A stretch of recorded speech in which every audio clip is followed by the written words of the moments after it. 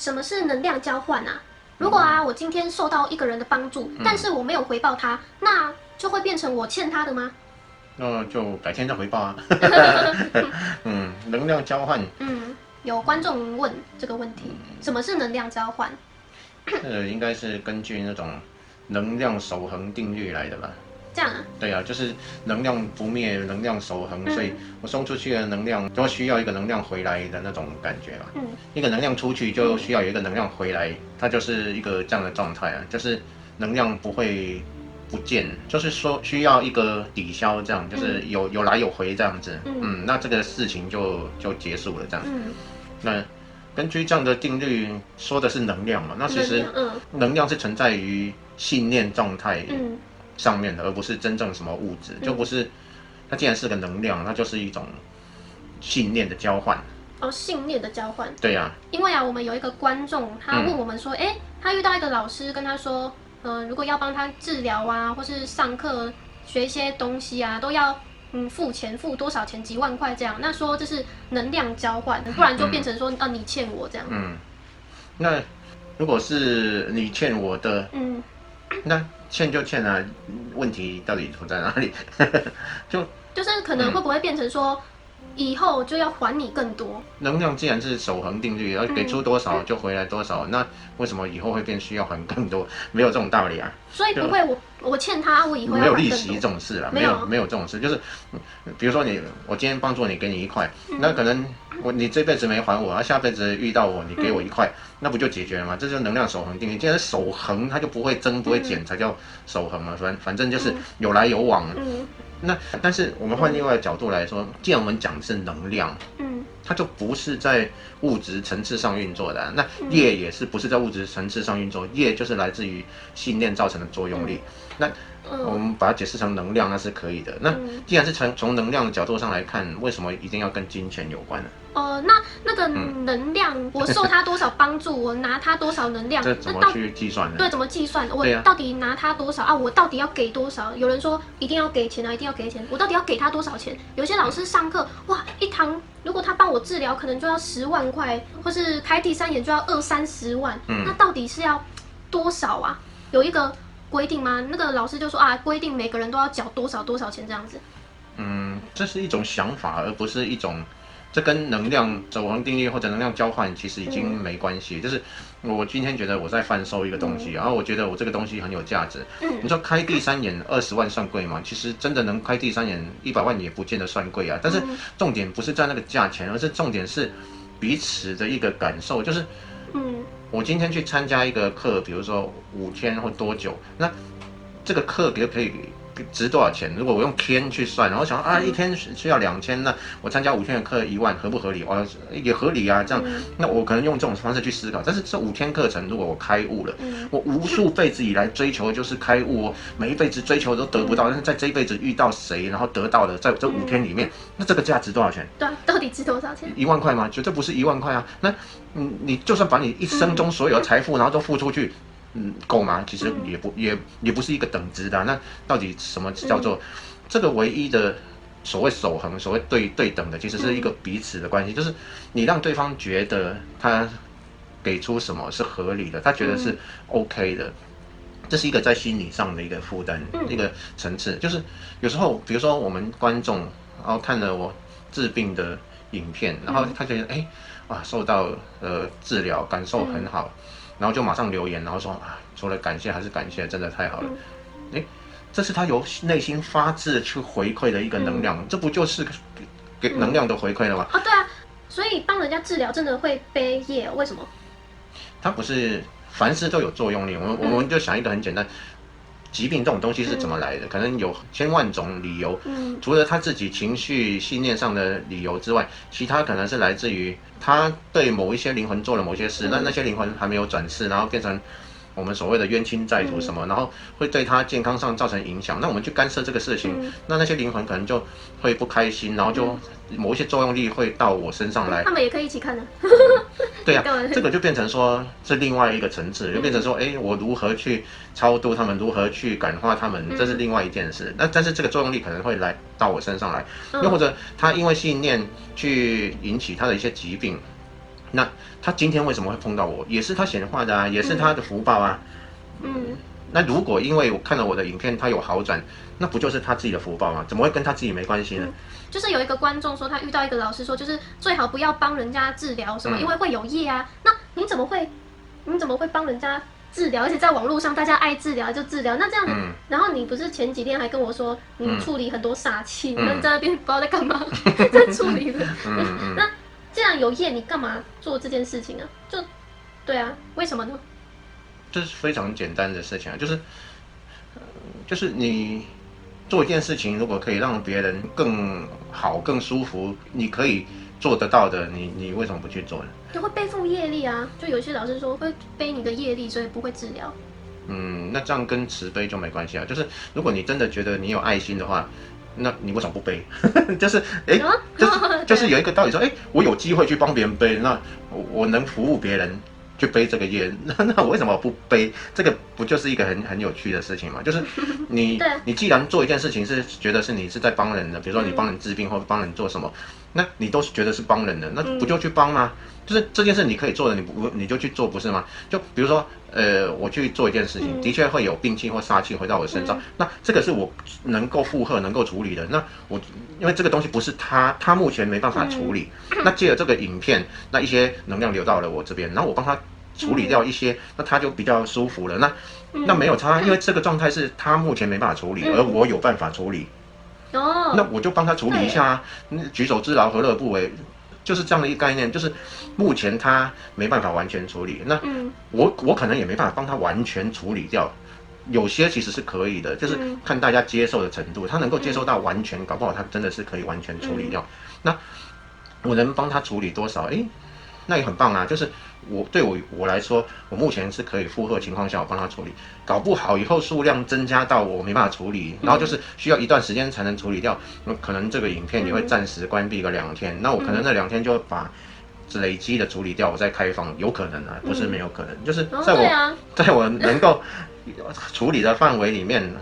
我可以去帮大家。那或者有一段时间我非常忙，我也没时间去处理我这些状态，那暂时可能也关几天也有可能啊。对啊，就刚好我能做，就每个人可以做他能做的事，这件事刚好我能做，只是这样。可能有一些人他有治疗的能力，但是他没有办法背太多这种对方的业吧？一定有这种状况，就是他本身能够治疗，但是他消化的能力可能不足以承担这么多的话，我们也是尊重他没办法去背的原因。那他可以选择说作为一种交换，就我帮你处理这个，那作为能量交换，你给我一些酬劳或什么。但是其实，在能量交换上面，既然是能量，它不一定是所谓的金钱，对呀。但金钱是最直接的嘛？金钱是一个比较直接的、实际。那可是这考虑到一些问题啊，对方如果他有疾病，但是他很不方便，他钱就是要吃饭。那今天你跟他收取一个费用，然后比如说5000块，5000块对他而言可能可以吃很多餐。对啊。那他很有负担的情况下，他去支付这个，那这就不是一种很顺畅的能量交换了，对他来说是一个莫大的负担。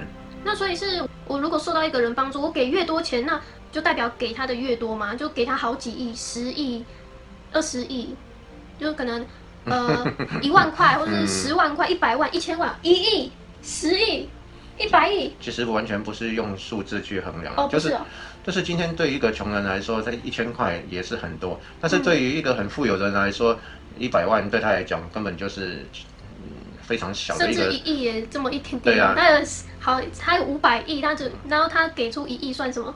对啊，所以不是用这个衡量了，就是既然是能量，就是这个东西对他而言是多重要，他给出一个多么重要的东西，这个才是真正的那个能量，而不是数字的本身了。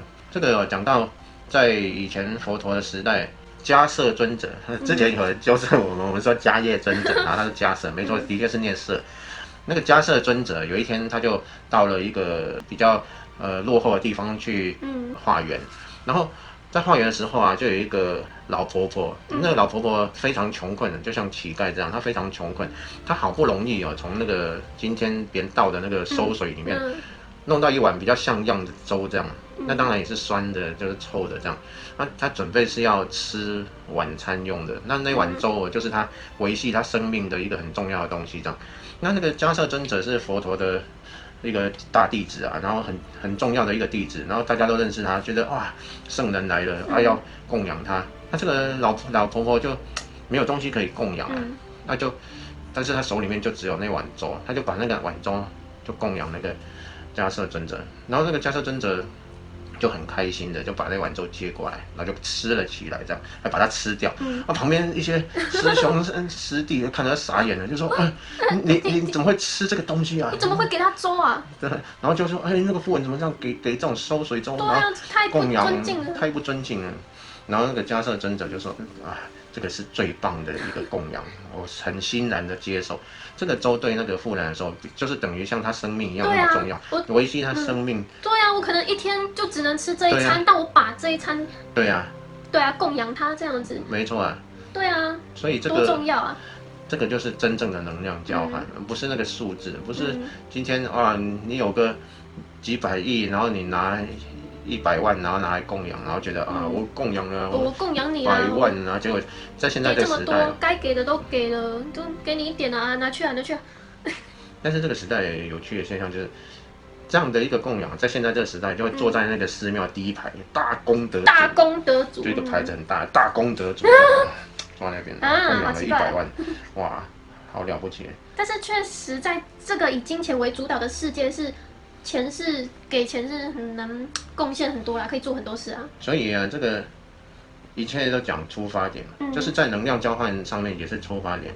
所以有时候我们的影片，然后大家看到觉得很棒，然后在留言上面写啊很感恩很感谢，那些就是最好的一个回馈啊，那能量非常棒，我们感受到觉得啊好开心。我们看到这些留言，我们会觉得啊好那个能量非常的美好，很感动。所以这些就是最好的交流啊。这让我想到有另外一个故事，佛陀有一次佛陀就带着他的徒弟出去化缘，然后旁边就是阿难尊者。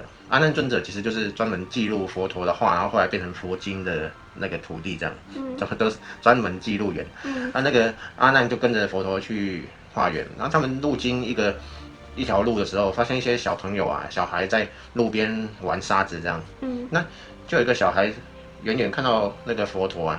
他看到哇，这个人怎么身体发着金光，这样金光闪闪这样走过来，然后哇，他一定是很了不起的。他就在地上，他们正在玩的沙，他就弄了一小盆这样，然后就端去给佛陀，这样就供养他这样。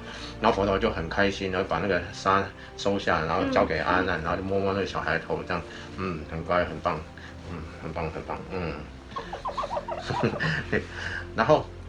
然后他们就继续走，然后佛陀就跟那个阿难说：“你回去啊，帮我把这些泥土啊，就抹在我的房舍后面，这样抹在地上这样。”然后阿难就说：“好。”然后回到那个住的地方的时候，然后阿难就把那个刚刚的土啊，就抹在那个佛陀那个住的房间后面的那个地上，他只抹了一小角而已，因为土只有一点点。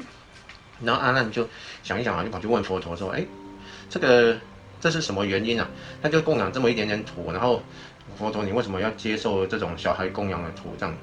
他说：“阿难，这个小朋友他有非常虔诚的心来供养，以后在500年以后，这个小孩会当上一个国王，叫做阿育王，而且他会得到非常多的金银财宝，但是他会把这些金银财宝会来盖佛塔，然后来供养佛，这样他是一个很有福报而且很有善念的一个国王这样。”然后阿难说：“啊，原来是这样，所以有时候这些能量到底付出去的是什么？是看那个出发点。”那这样子，那大家都供养这个土就好了。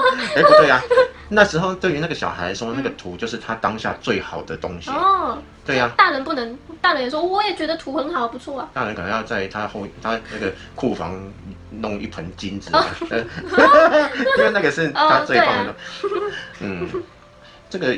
佛陀好像也接受过富人的供养，就是有钱人的供养他很多金银财宝，佛陀就冷冷的，这样没有什么反应。为什么呢？因为他知道这些对于那个富人而言是非常微小的供养，而且他供养心并不虔诚，他想说啊，哎，随便给你一点了。可以啦，我有给你就好了。库房里面挑一些比较不美丽的宝石啊，比较差的金子，然后这样挑几样，然后拿来供养这样，然后对，有回馈给你就好了，没有欠你了吧？很多了，很多了啦。开玩笑，这是一些金银珠宝哎。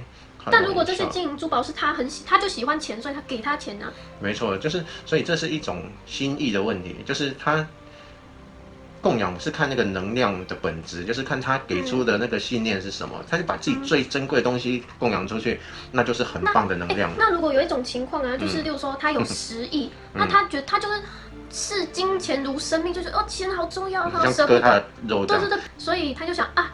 那我觉得，但是我又受到佛陀这么大的帮助，那我给他个1亿好了，2块多。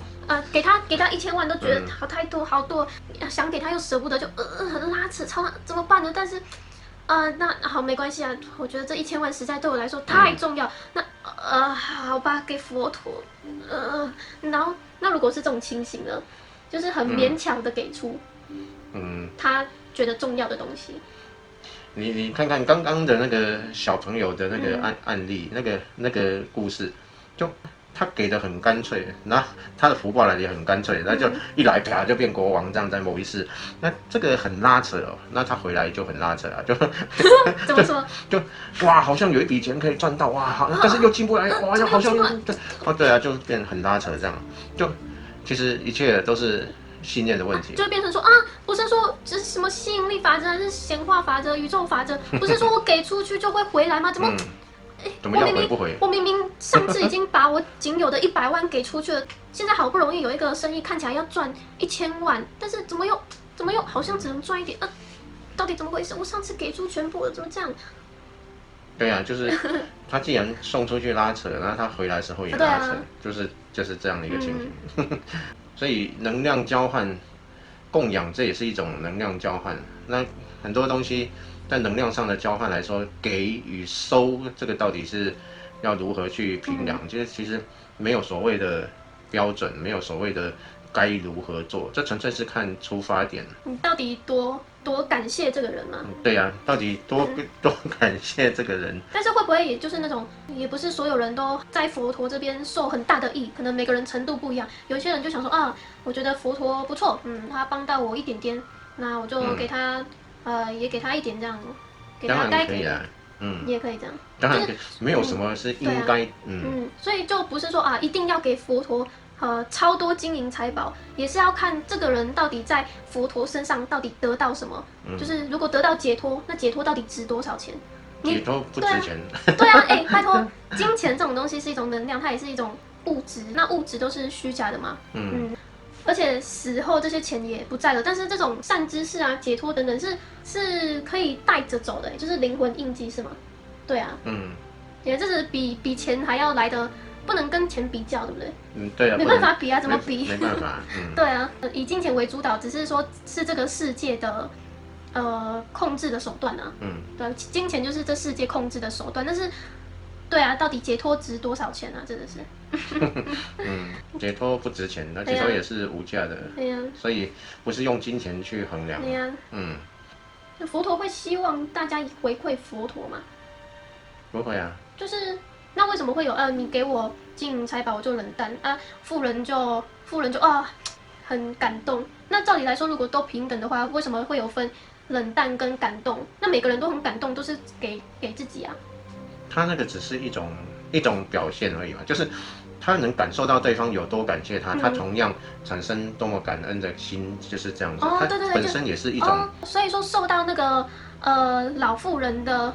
感谢的回馈，那佛陀收到这份感谢的回馈，他也会觉得很感谢你回馈我，所以又回馈给富人，这样是吗？就表现出让他开心的感觉，就是一种，也是一种回馈，对啊。对啊，所以是这样的，就肯定了他，因为富人会很心虚嘛，他觉得说，我送这个东西是不是很丢脸，然后是到底能不能供养这样？那为什么会把它吃掉？就是因为。要让对方觉得说，这个不仅是可以供养，而且是很棒的供养，对啊。对啊。让他知道说他供养的事情其实是很棒的。那富人、有钱的人，他就是要让他觉得明白，他供养这些其实并不没有什么。如果你对啊对啊哇好多钱，哇，好多钱棒，哦，好棒哦。那对方就觉得，哦，对呀、一点点你们就是眼睛都亮了，什么，就让他更没有福报了。就是对啊，反而要让他提醒他，让他明白说，其实共享这些其实并没有什么。不是这些数字啦，不是这些真的数字不是这些数字啦。对啊，就是都是一个提醒这样子。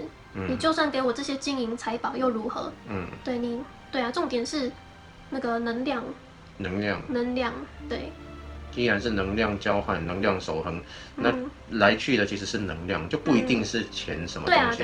对啊，在这个世界上，很多可能会用这个名义来希望得到金钱，这样，就比如说他教课教学，然后他就收一个很贵的价钱，然后人家说啊你好贵啊，然后他就说这是一个能量交换，所以应该是这样，就是值这样的钱。其实这完全没有对错啊，他觉得他的，我今天卖一个，我今天在贩售一个东西，我觉得我的东西很棒，很有价值，那我卖这个价钱，那懂得欣赏的人认为值得，那就来买，值得就买啊。对呀，那可以讲得很明白，说我觉得我的教学有这个价值，你觉得值得的话，那你来上我的课，那把它讲明白，没有什么啊，就很棒啊，就是，那你不需要去说成。这是能量交换，所以你一定要给这么多，不给这么多，那能量没有办法正常的交换啊，到时候背了业啊怎样，就不用讲这么多啊。你觉得你的教学，你开启第3元，你觉得值30万，你就说值30万，那人家觉得划算值得，那就来学这样。那对啊，好像听说有什么强迫的什么的，强迫，对啊，就是每个人受到的就不一定啊，就为什么一定是某个数字都不一定啊。对呀，对啊，就是说大家可以不用去听信说啊，能量交换就规定一定要给这个数字，那才是相对相等的回馈这样，其实不是啦，不是这样的，就是他可以说啊，一堂课几天，然后10万、20万、30万，但是重点是你觉得值得吗？对啊。你觉得它值得这个数字吗？不值得，那你就不用去啊。对呀，对啊，你觉得值得，好啊，那你就可以去体验啊，这样。对呀，不用为了什么能量交换什么的，对啊，纯粹是看你觉得他的教学的内容，你值不值得去花费这个金额。好啊，能量交换就分享到这了，拜拜。拜拜。